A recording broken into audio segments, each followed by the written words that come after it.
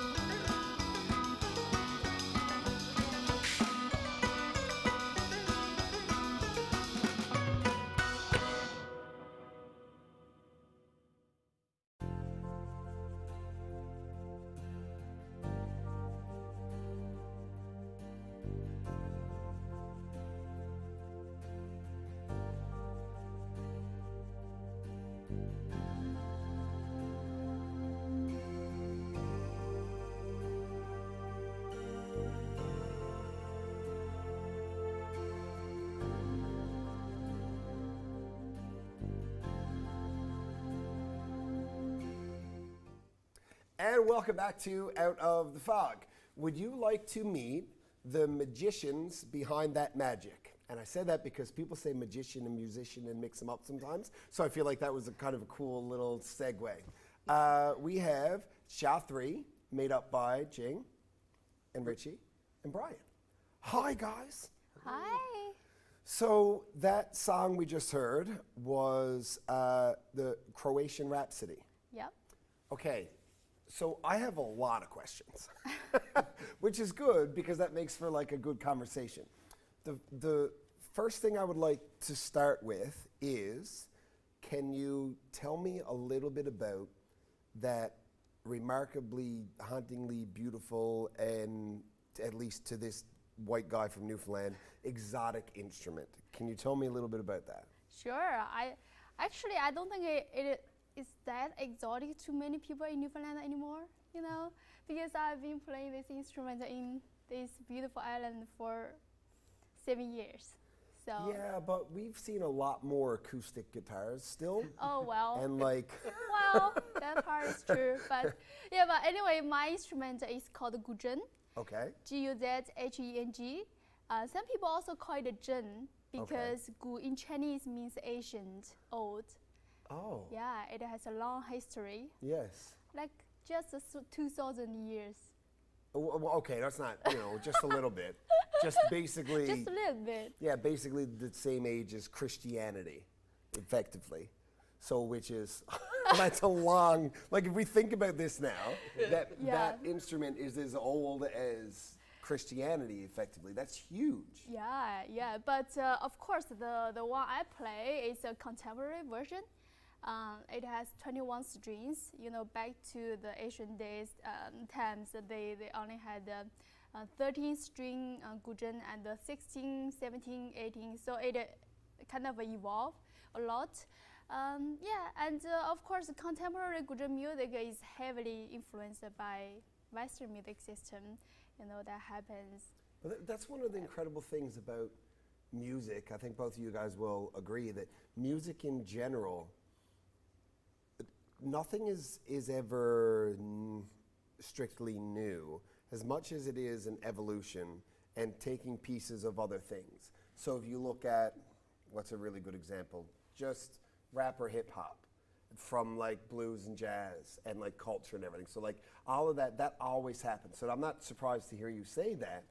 I'm not going to say surprised, but interested to know how 3 random rapscallions of multiculturalism and different styles of music and everything happen to find themselves standing on the same stage writing songs. Yeah, that's like magic, right? So I first came across Ritche's photography art when I was doing my first CD last year. So Dave, at that time, as a music and now recommended him to me for doing my album art and that kind of thing. So that was the first time we met, I think. Yeah, I've seen you play many times, especially at the Sound Symposium and a few multicultural events. And we always like waved at each other, say, hey, that's really good music. Oh, hi. Yeah. And we would procrastinate about getting together and playing music together because I told her. We would procrastinate about. I like how you said that. It's kind of like you run into a friend that you haven't seen in a long time. You're like, we should do lunch. Yeah. And like, it's the idea of it is great, but like having to do it is like there's so much work. Oh yeah, that's what it was there was more extra work to do. But we finally did it, and Brian and I have been playing for many years, 35 years now. Wow. Been that long? Yeah. Wowzers. Wow. Yeah, so we since you were in the womb together. Right? Yes. You're actually twins. You were, yeah. I think we met on this stage. No way. Back in, yeah, there was a show here called In the Studio. Mike Hancock. Yeah, and Howard Pack was one of the, and well, this is a throwback now. Oh, we're going way back, yeah, and it was the day after my graduation, and we all had to meet up here to film, and it was in this spot here, and I think I still have the footage of it, but that's Brian and I. We've played in many bands in the past, and we're good together. So I brought him in when Jing and I talked about making music. So having, you said off camera, Brian, that you're more of like a rock background. So, and playing the instrument that you play, at least with this group, you're very much setting the pace and the cadence and keeping a structure to things. Is that interesting from a drummer's perspective, like to be the percussion, to have a background in rock, and to incorporate other sort of things? Or is it sort of like the music is the music, this is the foundation, right. This is the structure, or kind of like a bass player, like I'm keeping the time and the rest of it just sort of, there's a beauty of the multiculturalism like around it, or like is it weird for you? I just want to layer it. Like I find, because when I approach rock music, you're just holding a beat together. And with this, like when I hear this, I just want to add so much more. And it's actually opening me up to exploring new sounds and more sounds. Yeah. And it's giving me an excuse to go to the music store and go shop. And so speaking of exploring new sounds, Jing, how about you give us an idea of where people might be able to explore this sound of Xia3 over the next little while after watching this and wanting more of it? Sure. Actually, we are making a CD this year, so stay tuned. And you, for now, I only got my own solo CD available at a Fresh Record. Okay. And and also at some Chinese restaurant. Yeah. I think that's amazing. I love Chinese food, and now I'm getting an affinity for the music too. I'd like to thank you for coming in, playing your tunes. We got another one coming up in a little bit. But first, we're going to take a little break. And ladies and gentlemen, we will be right back after this.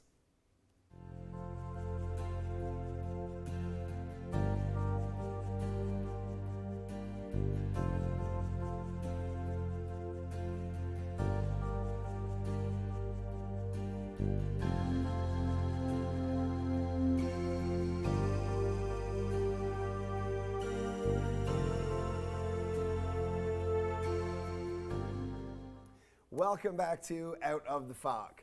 So I'm glad that the cameras are rolling and recording again here now, because I'm in the middle of a conversation. Hello, Francis. Hello. Francis Tam. In the middle of a conversation here with Francis, and I'm learning so much about Chinese culture and folklore and the stories that his grandmother told him, and all about what the Chinese New Year is and the year of each of 12 animals. And I'm glad that we're recording again, because now you get to be a part of it too, because I'm fascinated. So, Francis, you are the incoming president, the president-elect of the Chinese Association of Newfoundland and Labrador, correct? That's correct. Okay. So, you're you're already selected to be the next president. Now you just get to sit back and wait until the other one is done. And then, so is this like a chill time for you? Oh, no. It's kind of, hit the ground running, so to speak. I'm not even elected for a week, and I've already been busy with certain things. You're here on TV now. There you go, right? So let's, I want to talk, there's a bunch of things that I want to cover, and I'm hoping that we got enough time. But the first thing I would like to do is if we could have a conversation about the Chinese New Year, about what the year of the rabbit is, about how these animals came about, how it is, and the story that you were telling me, because I don't think nearly enough of our audience is aware of that lore and how fascinating it is. Okay, great. And these stories were just told through, my grandmother, who was my primary caretaker when I was young. And she would entertain me with these stories. And as a kid, I was very curious on the zodiac, the Chinese zodiac, and the animals. Were they randomly chosen, right? And why this animal and not that animal? So the old story in the Chinese mythology goes, right? The Jade Emperor wanted 12 guardians, right? And he wanted the bravest, strongest, smartest in all, the kingdom. And then all the animals got together and they were arguing. How do we know who's stronger, right? Are you faster? Am I smarter than you? So the Jade Emperor said, you know what? We will commence a great race. One race to determine the fastest, strongest, and wittiest animals. The first 12 animals across this finish line, you will be the guardians. And that's why there's an order to which animal. The rabbit is the 4th animal, right? The first animal that crossed the finish line was luckily the rat, right? So that So you means, say luckily the rat. Yeah. Because where I grew up, Yeah. a rat is like, Yes. it's a dirty animal. It's a sign that something is unclean Yeah. and they're diseased Yeah. and they're gross and people are afraid of them. Yes. And if you call somebody a rat, it's an insult. That's But right. it's not like that at all in Chinese in culture. Chinese culture, we respect our animals, where there's no negative connotations behind our animals, right? You know, they are God's gift to us, right? Every animal has a purpose. And the rat is very smart, They're very witty creatures. They know how to survive, very clever. right? So the ox is the second animal, right? And the reason why the rat came first was that the rat befriended the ox. So during one part of the race, there was a very deep river they had to cross. So the rat asked the ox to give him a lift on his back, right? And so the ox did, and at the very last moment, the rat jumped off the ox's back, crossed the finish line, and won the race. So Right. it was his intelligence. It was his that got it. intelligence, And you're right? also telling me a story about, because there is a year Yeah. of the dog, Yes. and there is no year of the cat. There's no year of the cat, right? And legend says the night before the race, the dog and the cat made a pact. The dog said, tomorrow, why don't we wake each other up, right, before the race? And the cat says, sure, right, we'll go together, right, and we'll attend the race. So they go off to bed. The next morning, the dog wakes up early, but he doesn't wake the cat up. So the cat is snoozing away while the race is going on, right? And then when the cat woke up, the race was already over. So till this day, cats and dogs don't get along for on, that reason. on account of that. Yeah. This is so interesting. So talk a little bit, if you could, about what the Chinese Association is and does, and also about its evolution, because I've come to learn that you're pushing 50 years. Yes, this year is our 47th year, and 2026 would mark our 50th anniversary of the Chinese Association in Newfoundland and That's Labrador. huge. Yeah, that's Like, we quite a think about that. milestone, and there's already a lot of excitement building up, right, to that. So that's going to be a grand celebration when that comes, Yeah. right? So we are kind of encouraging, more, openness to our, association, right? We're not inclusive as many might think in the past. We're open, to everyone who's interested in Chinese culture, and to those who are living here, and they may feel like they don't have an identity because they are biracial in their family, right? We want to teach not just you, but anyone who's willing to learn. We're here to offer that community. And it's called the Chinese Association. Yes. But like you said, you're very inclusive. Because if the Chinese culture here is increasingly prominent.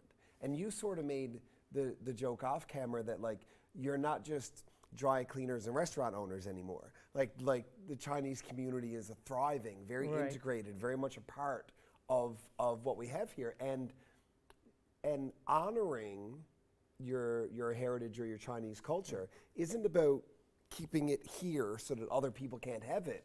It's about telling the stories and welcoming people into your culture, as perhaps some of our Chinese immigrants have been welcomed into ours. So I really Right. like that. That's one of the, I'm going to say the word mandate, but one of the goals Yes, it of the is. association That's is for correct. to spread as much as you are collecting. Yes, that is one of our mandates, to enrich the lives of those around us, right?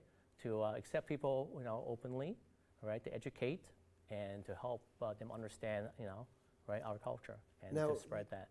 You had sort of put everything on pause for a while there when COVID happened, much like everybody else did for every other thing. But for this past New Year's celebration, you held a function, we'll say, that was received remarkably well. Yeah, it was beyond our expectations. It was our first kind of like welcome back open house type at the farmers market on Sunday Pass. And we have a great, time. A lot of people showed up. Those that we haven't seen since prior, COVID have shown up, and they said that the show was put on very well, and then they showed their support. I said, welcome back, right? And then we also see new faces, new families that had settled here since COVID happened. Oh, yeah. Right, so we're trying to include these new people, right? So it's quite exciting. And then of course there's other people, like I say, don't have to be Asian, right? Yeah. Anybody, right? There's francophones there that afternoon. There was other people of color there, and then it's just so heartwarming to see everybody get together for a common cause and just to share in each other's company and celebrate the Lunar New Year. Other than praise, I don't know, I don't have a whole lot else to say about it, because I think people would assume, well, Piercey's going to interview the president of the Chinese Association. They're going to talk all about all of these things that, aren't as welcoming or interesting to people from other places. I'm like, it's literally the exact opposite. So I'm really happy to have met you, Francis. Thank you very much for coming in. Perfect. And Happy New Year to you and to everybody else. That's right. And Gong Hei Fa Choi to you. oh, okay. Right? Thank you very much for having me. It's my pleasure. Okay, thank you. And ladies and gentlemen, we will be right back after this.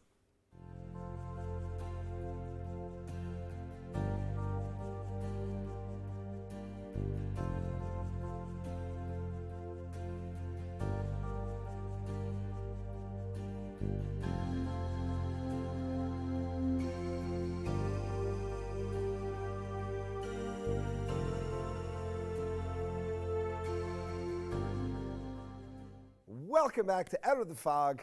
I love where I live, which means I love where you live. And part of the reason I love where we live is because we are so full of interesting people and things, and there's so many incredible stories to tell. Like, I'm just feeling good right now about these conversations. So, I got another song for you.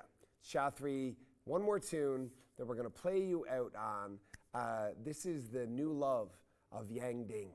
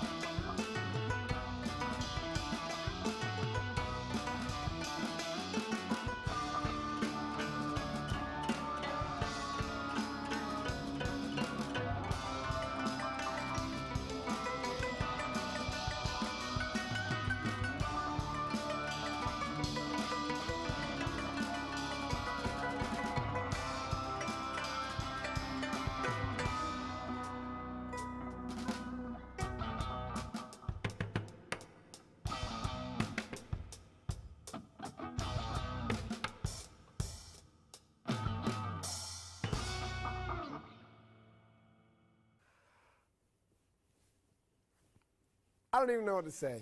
It's just beautiful and interesting and fascinating, and just this unique blend of all of these magical little bits of mwah. Anyway, I hope you enjoyed it as much as I did. I hope you spend some time learning more about Asian cultures and the Chinese Association in Newfoundland and Labrador. I think Francis is going to do a great job as president. And I hope you watch some more of Out of the Fog for the rest of this week. Wednesday, Thursday, me again on Tuesday. So much to come. We'll see you next time.